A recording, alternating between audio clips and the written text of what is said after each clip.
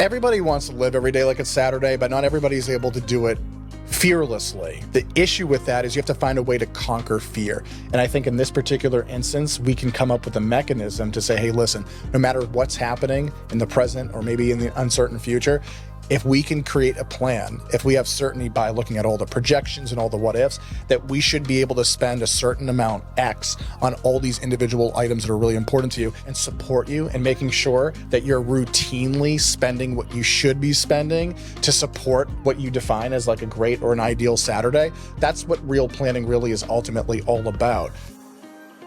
Hey everybody, welcome back to another episode of Saturday State of Mind. I'm joined by my hubby over here, Mike Panico.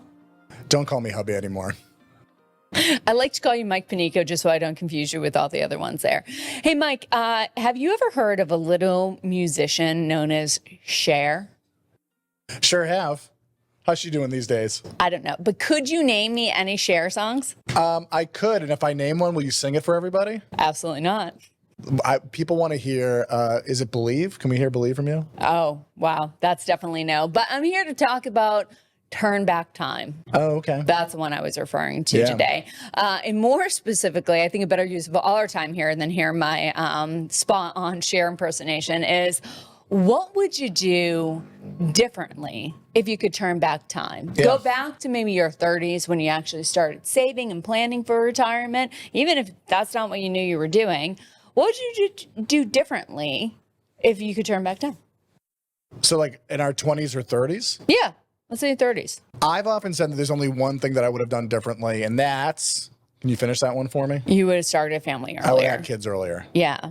Why is that? Was I like, no, Mike, I'm not ready to settle down? Well, because I think... No, that's not what happened, everybody, to answer that question. Why would you have had kids earlier? No, I was terrified of settling down. It was just this big, scary, very, very permanent thing, right? Finding one person, getting married. And yes, in America, if it doesn't work out, you can divorce and relatively easily without any guilt or shame. But there's a lot of tie-ins with that. Alimony, child support, visitation rights, all this stuff, right? Financial tie-ins. Yeah, all that stuff was about as scary as like an existential threat could possibly be. So I think as a result, God, I feel like I'm being psychoanalyzed, but am I doing it myself or? I don't know. I think everyone watching this is going to do it to you. But here we are 20 years later. So how did it turn out for you? Well, so I was driving towards a point, which was, because of how scary becoming an adult was for me, I put off the adulting and just kept on being a kid for a really long time. I enjoyed my 20s. You were there too, right? So we weren't really necessarily serious about building a family or building a career or a business. It was like Monday through Friday was just the time that you had to kill by necessity until you got to the weekend where all the fun stuff was. Sure. And I think starting a family did two things for us. One, having kids rocks. It's awesome. It's totally transformative and gives your life meaning, and you don't even recognize that until it happens, and then you can really truly appreciate it. But that also dialed us in career-wise, because we said, we get these little critters here who are depending on us, and we have to like make something of ourselves here to support these guys, and it allowed us to create Arcadia, really. That was the fuel that did it. Yeah, pretty cool. So, late 20s, early 30s when we started everything there. But retirement speaking, what are some of the things that maybe you did back in the day that people don't do so much in retirement now? Yeah, I think there were things that just you and I did, and it's not necessarily special or unique that we did when we started getting buckled down, that I think we would apply well to people in retirement, but a lot of times they feel like they don't have to. So let me explain my point. When we were young and building a family, we had to do a lot of budgeting. Sure. Money was tighter, right? Mm-hmm. But we had a lot of big goals. And, whether the goals be small or big, it could be things like we need a new car, we want to put a deck on the house, we want to take a big trip next year, right? Because we'll be married 5 years or whatever. We would have to budget very carefully. So we had a couple of different bank accounts set aside, one for home improvements, one for vacationing, one for the kids and their future. And we would try to fill those buckets first And then we would spend money on the rest of the stuff, whether it be groceries, utilities, whatever. Yeah, this kind of reminds me of like the rainy day fund jar that you like had on the counter. I mean, growing up, we literally had this like huge jar that we'd throw like coins into, some dollar bills, things like that. And, you know, once a year or something, we'd actually roll all those like coins together and like bring it down to the bank and plan something cool. And I was obsessed with having a separate account for everything because we had ING Bank back then. If you remember them, you could just open up all these different savings accounts. There was no minimums on it and everything. So I think one point I had like 15 accounts that were all for something different. It was like for having a vacation house one day. And you're like, a vacation house? We barely just bought this house. I'm like, one day maybe we'll have a vacation house, or for like that, you know, trip next year, or saving for the kids' future. And we just had so many these different jars essentially that, you know, it didn't even matter if I was putting $5 in a week. It was something, and I like to see it like grow there. And that was something really cool that I think we did in our 30s. We got away from it because one of the things that happens with some success is you don't feel the need to budget as strictly, right? There was a time and place where we would have to plan every single dollar expenditure because when the money's tight, that's how you have to plan. But when money becomes a little bit more expansive, you don't have to sit down routinely once a week, once a month and measure where every single penny is gone, right? So we got away from a lot of that because we said, hey, listen, like, you know, we have plenty of funds to cover the bills and to take care of our short and intermediate term goals. What's the point of all this strict budgeting? There is a point to it, and it's just starting to kind of click with me here in that when you are having success, right, at some point you have amassed, a lot of people watching right now have a lot of money in their nest egg, right? And they're getting ready to retire. Perhaps they've already retired. And the one thing that these people like what you're good at is you've built this big nest egg, right? And what required, you had to make some money, make some sacrifices, and make some good decisions, right? And on the other end of that, you've built up this big pot of money, right? Cool. But now it's finite, and the future is scary. The future is uncertain. So it's like, well, there's a lot of things I want to do with this money. There's still home improvements. There's still trips, experiences I want to go on with friends and family, my spouse, my kids.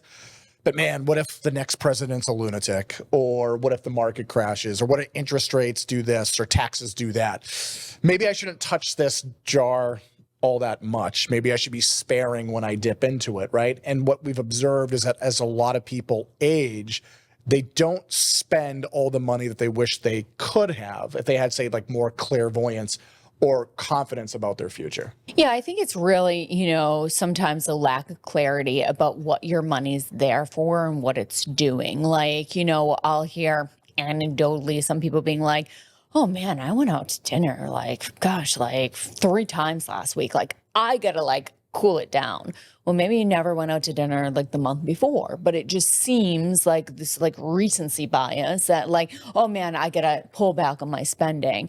But if you had, whether it's jars, like buckets, folders, like to clearly identify your money and what your money is there for, I think that would give people a little bit more peace of mind knowing like, am I spending too much? Am I spending too little and I'm not going to get to enjoy it? Yeah. So this is what I was thinking about, Jess. Like there was once upon a time where you had 15 different bank accounts. Like this is for the vacation. This is for the kids. This is for like new shoes or whatever. Like you got as detailed and granular as you would like. And then what happens to most people is they're like, this is my retirement money. Right.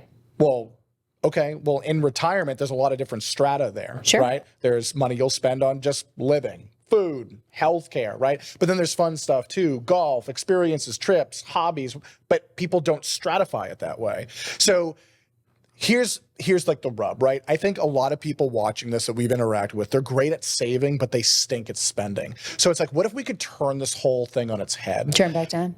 No, well, it's like, just take what we used to do in the past and kind of revamp it for where we are now in our future. So you're not necessarily opening these accounts to save for one day, but to really see how much money you have, knowing, hey, I can spend a little bit more. So you used to say, hey, here's some accounts that I have to put money into. What if you had accounts that you had to take money out of? And the key word there is had to. You have to take money So out of your it. goal, instead of saving $20,000 this year, would be to spend $20,000 this year. Correct. Because what people don't want is to one day wake up in their 80s or 90s and look backwards and say, man, I wish I spent more money on the things that I really enjoyed doing. But a lot of people do say that because they live with a lot of fear. And because they live with a lot of fear, the next president could be a jerk, the economy could crash, taxes go up. So therefore, I'm not going to touch the dough. So because of that fear, they wake up 20, 30 years later and they haven't done everything they've wanted to do, right? So understanding that that's a huge headwind for a lot of people, imagine that a way of combating that is saying, hey, listen, we can't do anything about an unknown future. There's always going to be spooky things out there on the horizon. But what if we just said as a modest goal, hey, what 10 things are important to you? It doesn't even have to be that many. Suppose it's 2 or 3. It's golf. It's spending time with my grandkids. It's, making sure that I have routine date nights with my spouse, whatever it is. And we set aside little accounts that said, by the end of this year, by the end of this quarter, by the end of this month, this account better be empty. So what's the budget? What do you want to spend on golf? What do you want to spend on travel or home improvements? So it takes like what you're good at, which is mentality that's dedicated towards saving, and it just reverse engineers it so it can assist you on living your best life, living every day like it's Saturday, and putting specific dollar amounts aside to fuel those endeavors on a regular routine basis. I mean, that's what we ask people, every time that someone comes in here for the first time, we say, what does your Saturday look like in retirement? Give me your Saturday declaration, because how can I do proper financial planning for you if I don't know what your goals are? Let's set that in retirement. So I love this. This is a great idea. Everybody wants to live every day like it's Saturday, but not everybody is able to do it fearlessly. The issue with that is you have to find a way to conquer fear. And I think in this particular instance, we can come up with a mechanism to say, hey, listen, no matter what's happening in the present or maybe in the uncertain future, if we can create a plan, if we have certainty by looking at all the projections and all the what ifs, that we should be able to spend a certain amount X on all these individual items that are really important to you, and kind of sit there and support you and making sure that you're routinely spending what you should be spending to support what you define as like a great or an ideal Saturday. That's what real planning really is ultimately all about. So keep watching, keep subscribing. If we can be of assistance, reach out. But this is living every day like it's Saturday. Saturday state of mind means sometimes putting mechanisms into place to help you live your best life. See you next time. If you like this video and it helped you, watch another one. And don't forget to hit subscribe.